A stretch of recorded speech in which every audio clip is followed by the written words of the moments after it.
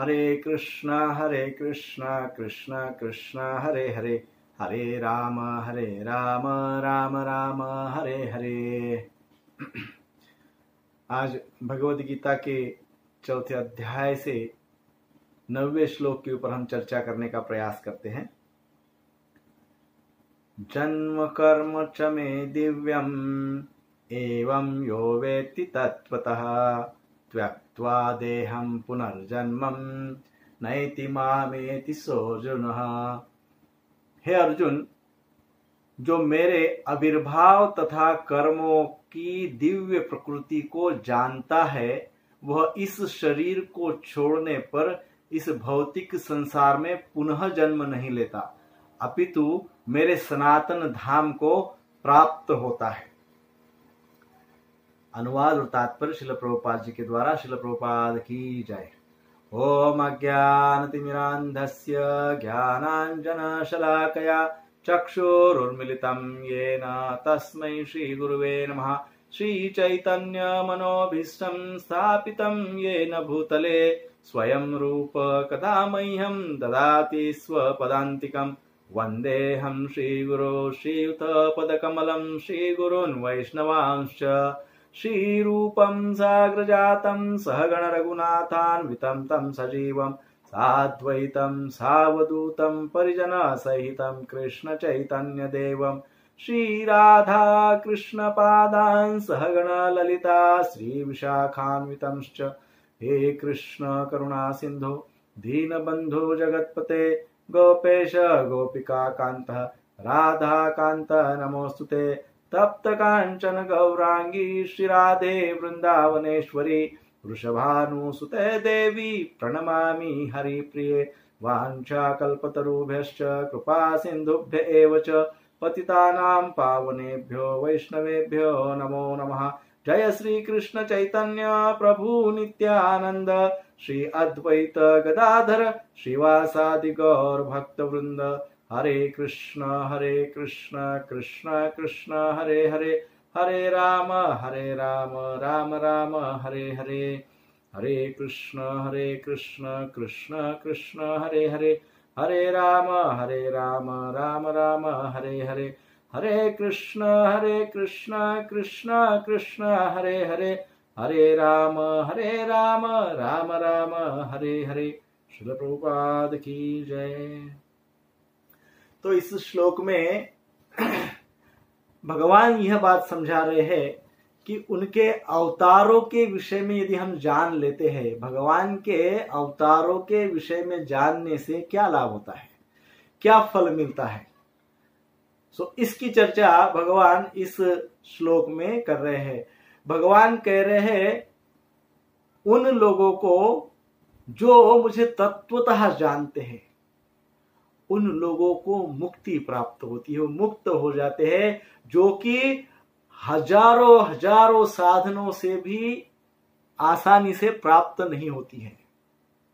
केवल भगवान के जन्म और कर्म को तत्व से जानने से वो प्राप्त होती है। तो भगवान कह रहे हैं इस प्रकार से जो मुझे तत्वतः जान लेता है, मेरे जन्म को मेरे कर्म को, उसे मुक्ति होती है, उसे मुक्ति प्राप्त होती है, वो भगवान को प्राप्त कर लेता है, भगवान के धाम को प्राप्त कर लेता है। इस प्रकार से बहुत ही बड़ा लाभ भगवान इस श्लोक में बता रहे हैं यदि हम उनके जन्म कर्म को जान लेते। प्रथम पंक्ति में कहा गया जन्म कर्म च मे दिव्यम, अर्थात मेरे जन्म तथा मेरे कर्म और मेरा जन्म दिव्य है।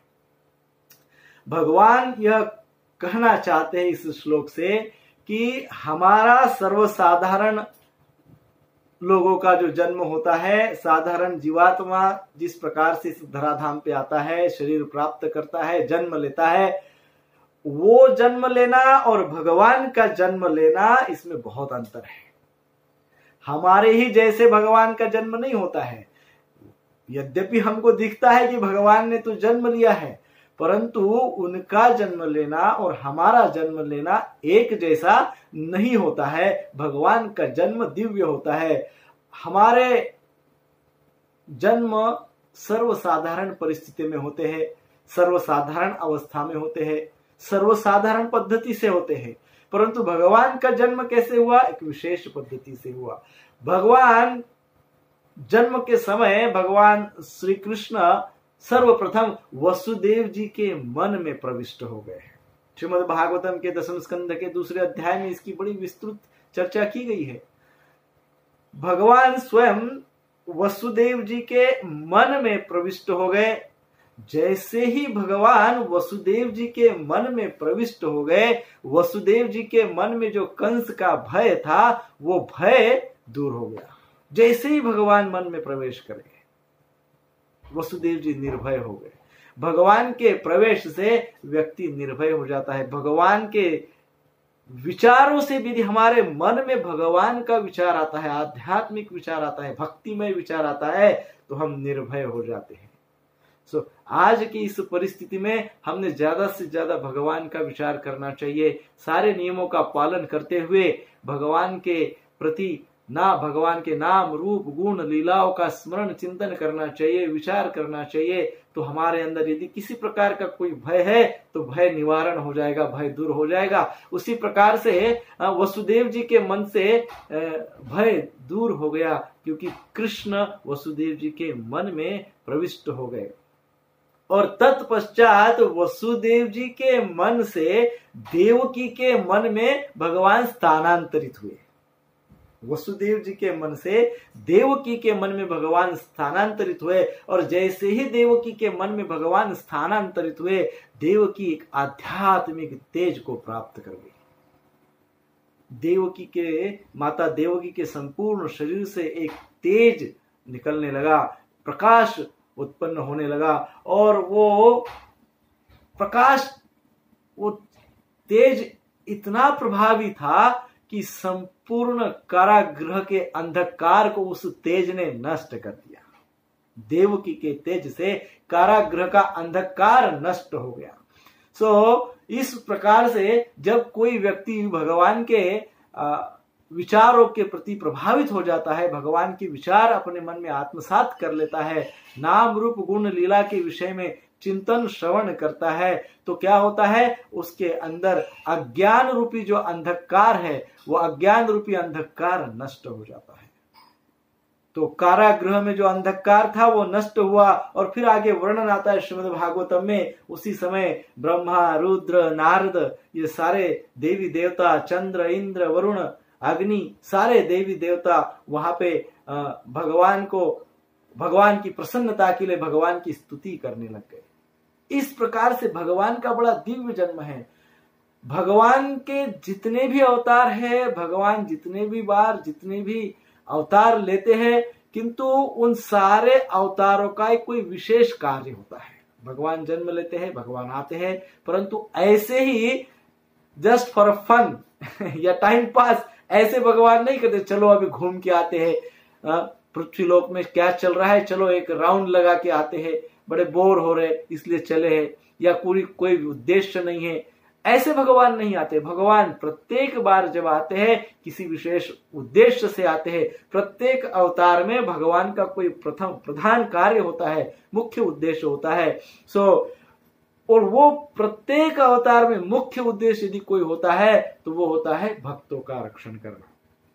भक्तों के रक्षण के लिए भगवान निश्चित ही अवतरित होते हैं और फिर भक्तों का रक्षण करते हैं। भक्तों का ही रक्षण तो करते ही है, साथ ही साथ दुष्टों का, अधर्मियों का नाश करते हैं, ऐसे भगवान कहते हैं। फिर देवता आगे क्या कहते हैं? जब भगवान के स्तुति देवी देवता उस कारागृह में करते हैं तो स्तुति में क्या कहते हैं? देवी देवता कहते हैं, विविध कार्यों में लगे रहने पर भी जिन भक्तों के मन में है भगवान आपके चरण कमलों में लगे रहने का और सदा आपके भक्ति में उत्साहित रहते हुए भक्ति मार्ग के दिव्य पद पर चलते रहते हैं, हे प्रभु वे भक्त आपके भक्ति के कारण इन सारे बंधनों से मुक्त हो जाते हैं। भगवान को इस प्रकार से कहते हैं सारे देवी देवतागण की, हे भगवान, हे प्रभु, आपकी चरणों का आश्रय प्राप्त करने के कारण और आपने दिए बताए हुए उपदेशों को आत्मसात करने के कारण सारे भक्त जो है बंधनों से मुक्त हो जाते हैं प्रभु। सो इस प्रकार से संपूर्ण देवी देवता भगवान की स्तुति करते हैं और भगवान भी भक्तों के प्रति भक्तों के बड़े प्रेमी हैं। भगवान के हृदय में भी भगवान भक्तों के प्रति बड़ा प्रेम है। तो भगवान भक्तों का दुख सहन नहीं कर पाते हैं, वो सारी बातें सहन कर लेते हैं। भगवान बहुत सहनशील है, बहुत सहन करते हैं भगवान, परंतु भक्तों के प्रताड़नाओं को, भक्तों के दुखों को भगवान सहन नहीं कर पाते हैं। सो भगवान का जन्म हुआ। भगवान के जन्म के समय सारे ग्रहों का, सारे नक्षत्रों का अपने आप तालमेल बैठ गया। हा? सब कुछ शुभ बन गया क्योंकि उनका जन्म दिव्य है। उस समय सभी दिशाओं में शांति और संपन्नता थी। पृथ्वी पर समस्त नगरों में और गांवों में तथा प्रत्येक प्राणी के मन में सौभाग्य के लक्षण प्रकट होने लगे। प्रत्येक प्राणी मात्र के मन में एक मंगलमय भाव प्रकट होने लगा संपूर्ण पृथ्वी पे। इस प्रकार से वो क्षण था जब भगवान ने जन्म लिया। नदियां जल से भरी हुई थी और सरोवर कमल पुष्पों से पूर्ण थे। जंगल सुंदर पक्षियों से और मयूरों से पूर्ण थे। इस प्रकार से दिव्य जन्म भगवान का था।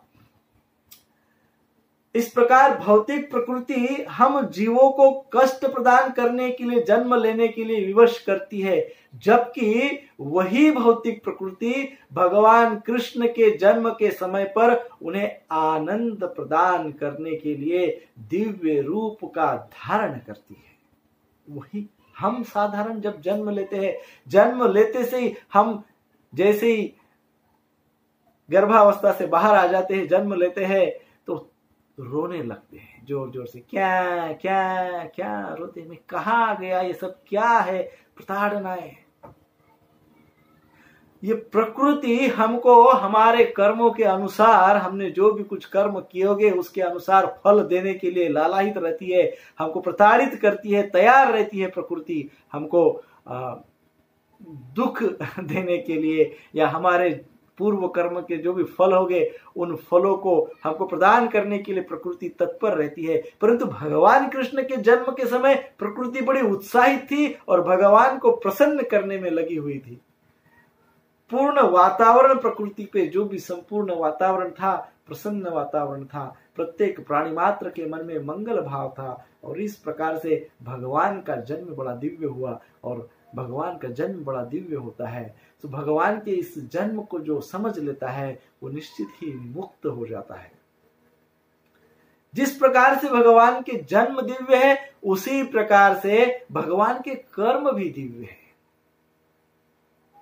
भगवान के कर्म दिव्य है अर्थात अलौकिक है, अलौकिक है, अद्भुत है, अचिंत्य है।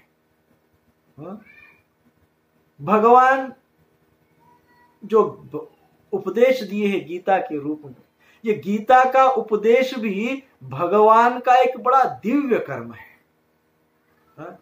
वराह पुराण में भगवान वराहदेव पृथ्वी देवी से कहते हैं, क्या कहते हैं, हे देवी, जिस स्थान में गीता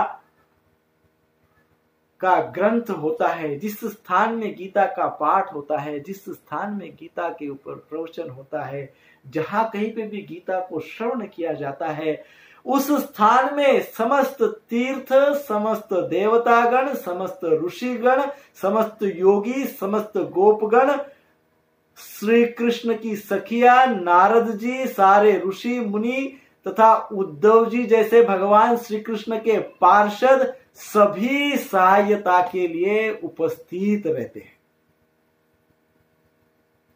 आप देखिए, ये भगवद गीता भी भगवान का एक दिव्य कर्म है।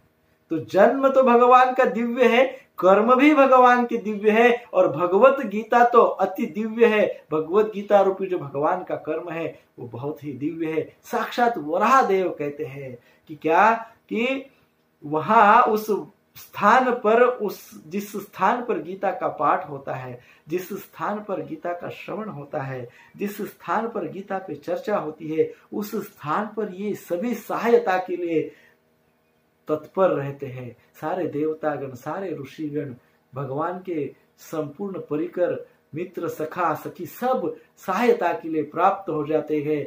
गीता का ये ऐसा जो महात्म्य है वास्तव में बहुत ही दिव्य कर्म है भगवान का, क्योंकि भगवत गीता का उद्देश्य एक और महत्व का उद्देश्य है क्या? आसक्ति का नाश करना। काम आसक्ति, काम वासनाएं, हमारी जो प्रचंड आसक्तियां हमारे मन में है भौतिक पदार्थों के प्रति, केवल पदार्थों के प्रति हमारे अंदर जो प्रचंड आसक्तियां है, उन आसक्तियों को नष्ट करना, बड़े से बड़े पापों को नष्ट करना भी भगवान कृष्ण के इस भगवत गीता का एक उद्देश्य है। भगवान कृष्ण का यही तो दिव्य कर्म है। संसार की कोई शक्ति हमारे आसक्ति को, हमारे अंदर जो भौतिकता के प्रति, केवल भौतिकता के प्रति आसक्ति है, अटैचमेंट्स है, उसको नाश करना आसान नहीं है, संभव नहीं है। परंतु भगवान अपने कर्मों के माध्यम से, कौन से कर्म के माध्यम से? दिव्य कर्म के माध्यम से, भगवत गीता रूपी दिव्य कर्म के माध्यम से हमारे अंदर के आसुरी आसक्तियों को, भौतिक आसक्तियों को नष्ट कर देते हैं। और ये हमने पूर्व में भी देखा, चैतन्य लीला में जैसे चैतन्य महाप्रभु ने जगाई और बधाई की आसक्तियों को नष्ट कर दिया, ऐसे दिव्य कर्म उपदेश सुनाकर नष्ट कर दिया। ऐसे ही भगवान बड़े दिव्य कर्म करते हैं। भगवान का दिव्य कर्म, भगवान जब 7 दिन के थे, 7 वर्ष के थे, तो 7वें वर्ष में उन्होंने गिरिराज जी को अपने अंगुली पे 7 दिन तक धारण किया। कितना दिव्य कर्म है। और उद्देश्य क्या था उस अवस्था में ऐसा धारण करने से? क्या उद्देश्य से धारण किया? भक्तों का रक्षण करने के लिए धारण किया भगवान। भक्तों का रक्षण करना भगवान का उद्देश्य था। ऐसा भगवान का कर्म दिव्य है। और जब भगवान केवल 6 दिन के थे, तो 6 दिन की अवस्था में भगवान ने पूतना का वध कर दिया, जो 18 किलोमीटर दूर थी, 18 किलोमीटर लंबी थी। इतना बड़ा शरीर, ऐसे पूतना का भगवान ने केवल उम्र के 6वें दिन नाश कर दिया, उनको मार दिया। त्यक्त्वा देहम, आगे इस श्लोक में आता है त्यक्त्वा देहम जन्म कर्म च मे दिव्यम। और फिर कहा गया है त्यक्त्वा देहम। हम इस बार इस विषय पे और थोड़ी चर्चा करें कि ये जो अचिंत्य कर्म भगवान करते हैं, ये जो दिव्य कर्म भगवान करते हैं, स्वयं भी करते हैं और उनके प्रिय पार्षदों को शक्ति प्रदान करके उनसे भी वो दिव्य कर्म करवाते हैं। श्रील प्रभुपाद जी के भी द्वारा इस अचिंत्य कर्म को करवाना, श्रील प्रभुपाद जी ने कितने अचिंत्य कर्म किए, हम चिंतन भी नहीं करते, सोच नहीं सकते हैं ऐसे कर्म श्रील प्रभुपाद जी ने किए। संपूर्ण विश्व में 500 से भी ज्यादा बड़े बड़े शहरों में, अमेरिका, यूरोप, रशिया, ऑस्ट्रेलिया, सभी शहरों में बड़े बड़े मंदिरों की स्थापना की श्रील प्रभुपाद जी ने। वहां के लोगों को भगवान के इस दिव्य कर्म का, भगवत गीता का उपदेश उन तक पहुंचाए हैं श्रील प्रभुपाद। तो श्रील प्रभुपाद जी के द्वारा ये दिव्य कार्य करवाना भी भगवान श्री कृष्ण का एक दिव्य कर्म है। जिस समय श्रील प्रभुपाद जी पहली बार अमेरिका के बोस्टन शहर में पहुंचे थे, उस समय श्रील प्रभुपाद जी ने भगवान कृष्ण से प्रार्थना की थी। उस बोस्टन शहर में जैसे ही पहुंचे, श्रील प्रभुपाद जी ने वहां पे भगवान कृष्ण से प्रार्थना की थी। प्रार्थना में वो क्या कहते हैं? 1965 17 सितंबर 1965 में श्रील प्रभुपाद जी प्रार्थना में क्या कहते हैं? भगवान को कहते हैं, हे कृष्ण, यह मेरे लिए असंभव है कि यहाँ के रजोगुण तथा तमोगुण में डूबे हुए व्यक्तियों को आपका संदेश दे सकूं, मेरे लिए असंभव है। परंतु आप मेरे द्वारा इस असंभव कार्य को करवा सकते हैं। भगवान वो आप ही है। मैं तो नॉट पॉसिबल, इम्पॉसिबल, ऐसे भयंकर कार्य करना मेरे लिए असंभव है। यह कार्य करना ये मैं नहीं कर सकता हूं, परंतु हे भगवान आप मेरे द्वारा ये कार्य करवा सकते, आप मुझे शक्ति प्रदान कर सकते, आप यदि चाहे तो मैं ये कार्य कर सकता हूं, आपके कृपा से ही मैं ये कार्य कर सकता हूं। मैं आपके हाथ की कठपुतली हूं, अतः आप मुझे जैसे नचवाना चाहते हैं प्रभु वैसे नचवाए।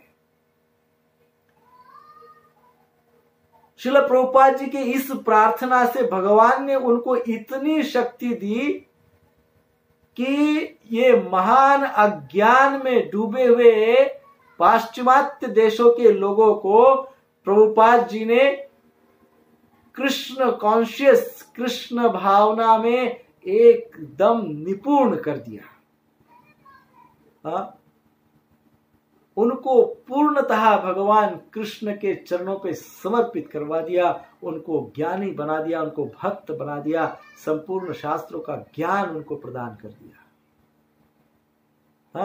सो श्रील प्रभुपाद जी ये किस प्रकार से कर पाए? क्योंकि श्रील प्रभुपाद कृष्ण कृपा मूर्ति है, साक्षात कृष्ण की मूर्ति है। तो कृष्ण की कृपा के कारण वो आश्वस्त हो गए थे कि यह कार्य तो कृष्ण का है और कृष्ण ही मुझसे करवा रहे हैं, और निश्चित तौर पे यह कार्य ऐसे भयंकर देश में जहां रजोगुण और तमोगुण के व्यतिरिक्त तीसरा कुछ नहीं होता है। जिस प्रकार से हनुमान जी प्रथम लंका में प्रवेश किए और उन्होंने देखा मध्यरात्रि के समय तो यहाँ सारे आसुरी प्रवृत्ति प्रचंड रूप में है, और वह आसुरी प्रवृत्ति इतनी भयंकर भयंकर मात्रा में सारे संसार को प्रभावित कर रही है। जब ये हनुमान जी देखे उनको बड़ा दुख हुआ, परंतु हनुमान जी ने भगवान राम का स्मरण करके, भगवान राम का आशीर्वाद प्राप्त करके, भगवान राम की कृपा से उस ऐसे भयंकर लंका नगरी को भयंकर लंका नगरी से हनुमान जी भगवान राम का कार्य सकुशल यशस्वी करके फिर से पुनः अपने स्थान पर वापस आ गए। भगवान राम के उद्देश्य को, भगवान राम के संदेश को वहां तक पहुंचाए। उसी प्रकार से श्रील प्रभुपाद जी भगवान कृष्ण की शक्ति प्राप्त करके भगवान कृष्ण के संदेश को संपूर्ण जगत में पहुंचाए, भगवान कृष्ण के दिव्य कर्मों का प्रचार और प्रसार संपूर्ण जगत में पहुंचाए, जहां रजोगुण और तमोगुण से भरपूर मात्रा में प्रभावित थे लोग। इस प्रकार श्रील प्रभुपाद जी के द्वारा ऐसे अचिंत्य कार्यों का संपन्न होना वास्तव में भगवान कृष्ण का ही, भगवान श्री कृष्ण का ही दिव्य कर्म है। एवं यो वेत्ति तत्वतः, आगे के शब्द है इस श्लोक में, एवं यो वेत्ति तत्वतः, इस प्रकार जो व्यक्ति तत्व से मुझे जानता है। तत्व से जानना सादी भाषा में समझे तो गहराई से जाना, मूल से जानना, मूलतः जानना। जैसे जल को सब जानते हैं, जल, पानी, वाटर सब जानते हैं, परंतु जो तत्व से जानता है वो ये जानता है कि इसमें संयोग है दो पदार्थों का, दो का संयोग अर्थात जल, हाइड्रोजन और ऑक्सीजन, इनका संयोग अर्थात जल। यह बात जो जानता है, भगवान को तत्व से जानता है, भगवान को मूल से जानता है, उस व्यक्ति के विषय में कह रहे हैं। और भगवान को तत्व से कौन जान सकता है? और भगवान को तत्व से कौन जान सकता है? और यदि कोई भगवान कृष्ण को तत्व से जान सकता है तो उससे वो क्या, उसके जीवन में क्या परिवर्तन आता है? तो भगवान को तत्व से कौन जान सकता है? तो चैतन्य चरितामृत के मध्य लीला में 8वें अध्याय के 7वें श्लोक में कहा गया है, चैतन्य महाप्रभु रामानंद राय को समझाते वक्त कहते हैं कि ब विप्र की न्यासी शूद्र के न होए, यही कृष्ण तत्व वेता से ही गुरु होए। चैतन्य महाप्रभु कहते हैं, भगवान कृष्ण साक्षात कहते हैं कि ब विप्र की न्यासी शूद्र के न होए। क्या कोई विप्र हो सकता है, कोई ब्राह्मण हो, कोई क्षत्रिय हो, कोई वैश्य हो, कोई शूद्र हो, कोई भी हो, यदि वो कृष्ण तत्ववेत्ता है, यदि वो कृष्ण को तत्व से जानता है, तो क्या कहा गया है, से ही गुरु होए। तो कृष्ण तत्ववेत्ता कौन बन सकता है, कोई भी बन सकता है, उसमें कोई कंडीशन नहीं है। कृष्ण तत्व, कृष्ण को कोई भी तत्व से जान सकता है। कृष्ण को तत्व से जानने का अधिकार प्रत्येक व्यक्ति, प्रत्येक जीव रख सकता है, जान सकता है। और यदि वो कृष्ण को तत्व से जानता है तो उसी को संपूर्ण समाज का, संपूर्ण जगत का गुरु बनने का अधिकार है। जो बात यहाँ पे भगवान स्वयं कह रहे हैं भगवत गीता के इस श्लोक में, यो में वेत्ति तत्वतः, वही बात चैतन्य चरितामृत में साक्षात श्री चैतन्य महाप्रभु, भगवान श्री चैतन्य उसी बात को रिपीट करते हैं। क्या कहते हैं, यही कृष्ण तत्ववेत्ता से ही गुरु है। जो कृष्ण को तत्व से जानता है वही गुरु हो सकता है। सो कृष्ण तत्व का ज्ञान सारे ज्ञानों से बढ़कर है, बहुत ही प्रमुख, मूल, आवश्यक ज्ञान है। केवल इतना जान लेने से कि मनुष्य पदार्थ नहीं अपितु आत्मा है या ब्रह्म है, ये इतना ही यदि हम जान लेते हैं तो भी बहुत कुछ प्राप्त कर लेते हैं। परंतु इसके भी आगे बहुत कुछ प्राप्त करना होता है, इसके भी आगे हमको बहुत कुछ प्राप्त करना है, जिससे हमारी मति, हमारी चेतना शुद्ध हो जाए, हमारी बुद्धि शुद्ध हो जाए।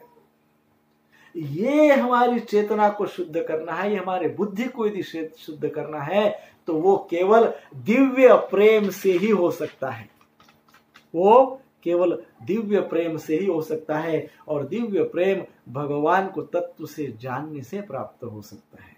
तो इसलिए दिव्य प्रेम को प्राप्त करना है तो भगवान को तत्व से जानना है। भगवान को तत्व से जानना है तो हमको भगवान के विषय में श्रवण करना है।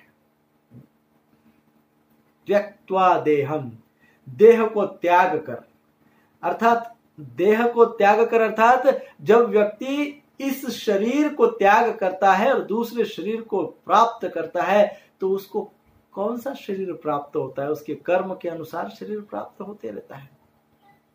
कर्म फल के अनुसार व्यक्ति को शरीर भिन्न भिन्न प्राप्त होते रहता है।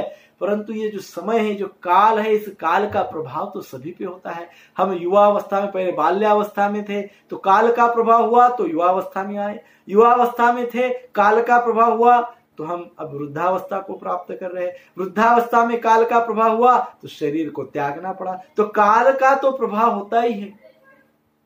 काल कभी कभी बड़ा क्रूर रूप लेता है, बड़ा क्रूर हो जाता है।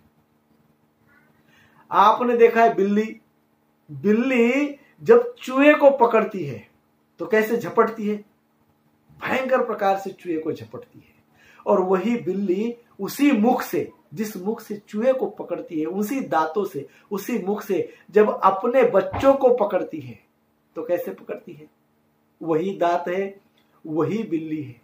परंतु जब अपने बच्चों को पकड़ती है तो बड़े अच्छे ढंग से, बड़े प्रेम से उन बच्चों को पकड़कर एक जगह से दूसरी जगह, सुरक्षित जगह पर रख देती है। परंतु चूहे को उस प्रकार से नहीं पकड़ती है। तो भक्त के विषय में जो व्यक्ति इस प्रकार से कृष्ण को तत्वतः जानता है, उस व्यक्ति को क्या हो जाता है, उस व्यक्ति को ये जो काल है, बिल्ली रूपी काल, बड़ा क्रूर हो जाता है।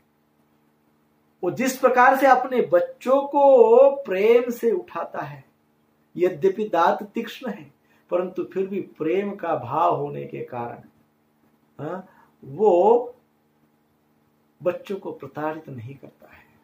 वही अवस्था भक्त की होती है, वही अवस्था इस प्रकार से भगवान को जो जानता है उसकी होती है। वो किसी भी प्रकार की शारीरिक प्रताड़नाओं को प्राप्त नहीं करता है, वो आध्यात्मिक शरीर को प्राप्त करता है। उसको अंतिम समय ये मनुष्य शरीर त्यागते वक्त उसको आध्यात्मिक अनुभूति होती है। आध्यात्मिक अनुभूति होने से आध्यात्म में स्थिर होने के कारण आध्यात्मिक शरीर प्राप्त करता है। कौन? जो यो में वेत्ति तत्वतः, जो भगवान को तत्व से जानता है। पुनर्जन्म न इति माम इति सो अर्जुन, हे अर्जुन, वो पुनर्जन्म न प्राप्त करके मुझे प्राप्त करता है, वो कृष्ण को प्राप्त करता है। हम विशेष बात भगवान यहाँ पे कह रहे हैं कि वो व्यक्ति जो भगवान, जो मुझे तत्व से जानता है, वो मुझे प्राप्त करता है। अब जब जीवात्मा तो भगवान कृष्ण का तो अंश ही है, अर्थात भगवान कृष्ण कैसे हैं? हम हमें वंशो जीवलोके जीवभूत सनातन, हम भगवान के अंश ही है। तो अंश मात्र में क्यों न हो, भगवान के गुण हमारे अंदर है, अंश मात्र में है। और भगवान कैसे? सच्चिदानंद विग्रह, सत चित और आनंद से पूर्ण है।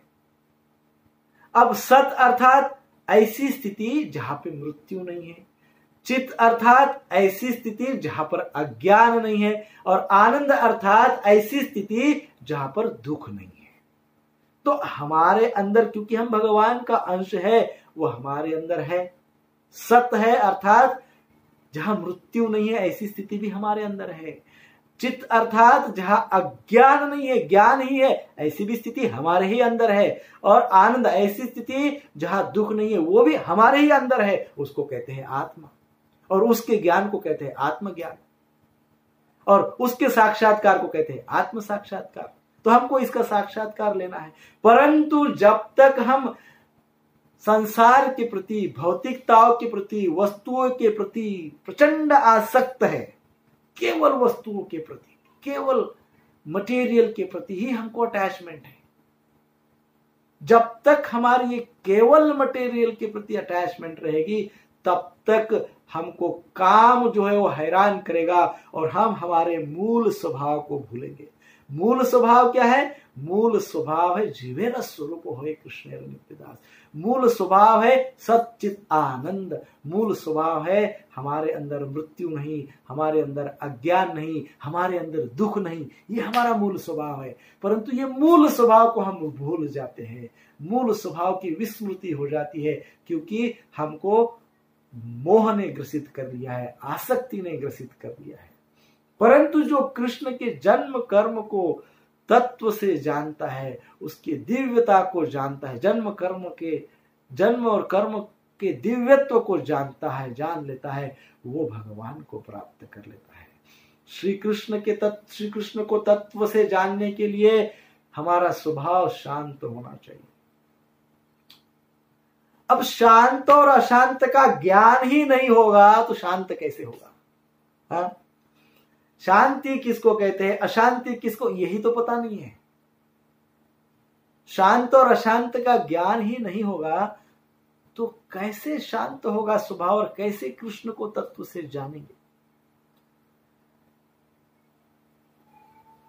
हमारा स्वभाव शांत हो, शांति क्या है, अशांति क्या है, ये हमको समझ में आए, इसी के लिए तो गीता का ज्ञान है। और यदि ज्ञान हो तो हमको समझ में आएगा कि ये शांति इसमें है और अशांति इसमें है। जो व्यक्ति इस प्रकार से भगवान के ज्ञान से युक्त है, जो व्यक्ति इस प्रकार से भगवान के ज्ञान को प्राप्त करता है, जो व्यक्ति इस प्रकार से भगवान के कर्म और भगवान के जन्म के दिव्यत्व के तत्व को जान लेता है, उस व्यक्ति की वाणी और उस व्यक्ति की दृष्टि दोनों बदल जाते हैं, और उससे पता चल जाता है कि ये व्यक्ति भगवान को तत्व से जानता है, उसकी दृष्टि और उसकी वाणी। दोनों से पता चल जाता है। सो जब तक हमारा सुख ये मटेरियल पे निर्भर है, तब तक हमें कृष्ण भक्ति का आनंद नहीं मिलेगा, तब तक हमें आत्मज्ञान नहीं होगा, तब तक हमें आत्म सुख नहीं होगा, तब तक हमें भक्ति का आनंद, भक्ति की निर्भयता प्राप्त नहीं होगी। जब तक आत्मज्ञान नहीं होता, तब तक आनंद प्राप्त नहीं हो सकता। आत्मज्ञान भगवान को जानने से ही प्राप्त होता है, तत्व से जानने से ही प्राप्त होता है।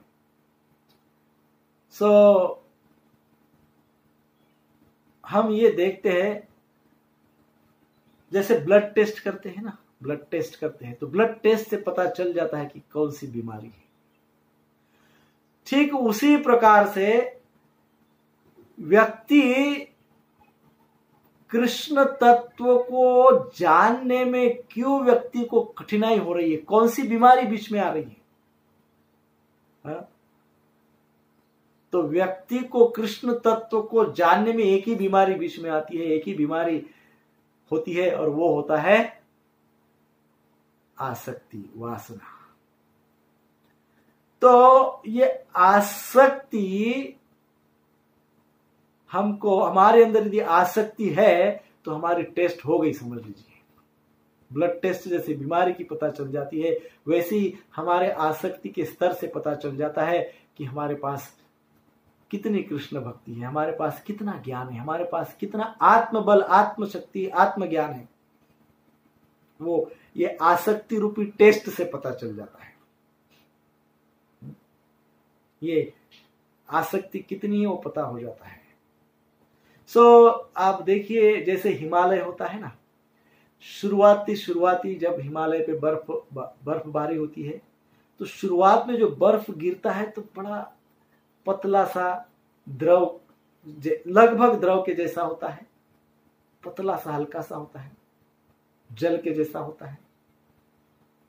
परंतु जैसे जैसे बर्फ गिरते जाता है और समय बीतते जाता है, कुछ समय के पश्चात वो पत्थर जैसा बन, जो जल था, सॉफ्ट था, वो पत्थर जैसा बन जाता है, और पत्थर धीरे धीरे बढ़ता है और फिर वो हिमालय के जैसा बन जाता है, पर्वत के जैसा बन जाता है। वैसे ही हमारे अंदर जो आसक्ति होती है, वासनाएं होती है, शुरुआत को थोड़ी होती है, ये भौतिकता के प्रति, केवल मटेरियल के प्रति, ये मटेरियल को जमा करो, हमारी भौतिक आसक्ति का सादी भाषा में अर्थ है केवल वस्तुओं को एकत्रित करना, और ये समझना कि वस्तुएं ही मुझे प्रिय है और ये वस्तुएं ही मुझे सुख दे सकती है, ये समझना।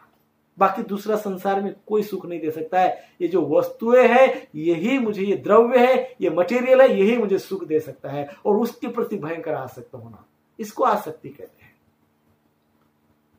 तो ये आसक्ति शुरुआत में थोड़ी थोड़ी होती है, वो बर्फबारी जैसे शुरुआत में द्रव रूप में होती है, धीरे धीरे समय बीतते जाता है, बर्फ जमा हो जाता है, समय बीतते जाता है, उसका पत्थर बन जाता है, पर्वत बन जाता है। वैसे ही ये आसक्ति की एक समय आने के पश्चात चट्टान बन जाती है, पर्वत बन जाता है, फिर उसको तोड़ना, उस पर्वत को हिलाना या उसको नष्ट करना असंभव हो जाता है।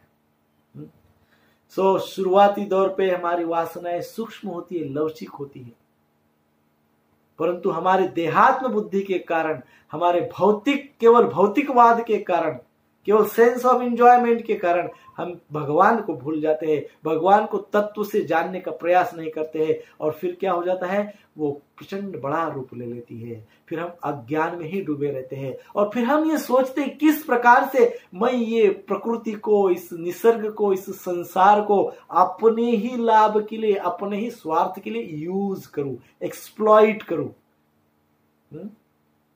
अपने ही उपभोग के लिए संसार को लेऊं, संसार को केवल अपने ही स्वार्थ के लिए उपभोग करूं,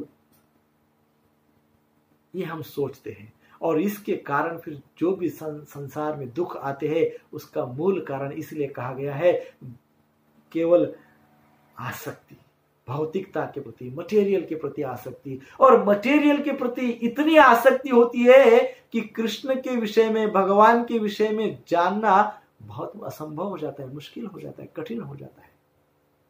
भगवान बहुत दूर की बात, आत्मा हमारे अंदर ही है, हमारे अंदर के आत्म तत्व को भी जानना असंभव हो जाता है। हमको स्मरण ही नहीं होता है, केवल भौतिकता का स्मरण रहता है, भौतिकवाद का स्मरण होता है। और यही मुख्य कारण है कि हम दुखों को प्राप्त करते हैं, सुख और आनंद को प्राप्त नहीं कर पाते हैं। सो आज की इस परिस्थिति में हम सभी से प्रार्थना करते हैं कि भगवान से जुड़े, बहुत हो गया, भगवान से जुड़ने से, भगवान को तत्व से जानने से, भगवान के नाम रूप गुण और लीला का स्मरण करने से, चिंतन करने से, अध्ययन करने से, आत्मसात करने से हम यह सांसारिक बाधाओं के ऊपर मात कर सकते हैं, भगवान को प्राप्त कर सकते हैं, आनंद को प्राप्त कर सकते हैं, और हम स्थिर रह सकते हैं, शांति हमको प्राप्त हो सकती है। तो इस काल में ज्यादा से ज्यादा अपनी साधना करें, भक्ति करें, साथ ही साथ में जो समय समय पे ये नियम बताए जाते हैं सरकार के द्वारा, गवर्नमेंट्स के द्वारा, या जो भी भौतिक नियमों का पालन करना होता है, सृष्टि का पालन, सृष्टि की हम एक कड़ी है, तो एक लिंक है, तो हमारे ऊपर इस सृष्टि की, इस निसर्ग की जिम्मेदारी भी है।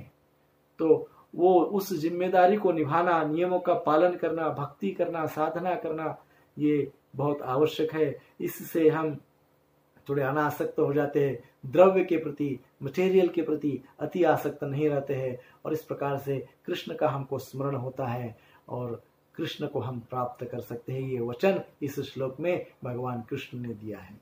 हरे कृष्ण कृष्ण कृष्ण हरे हरे, हरे राम राम राम हरे हरे। श्रील प्रभुपाद की जय।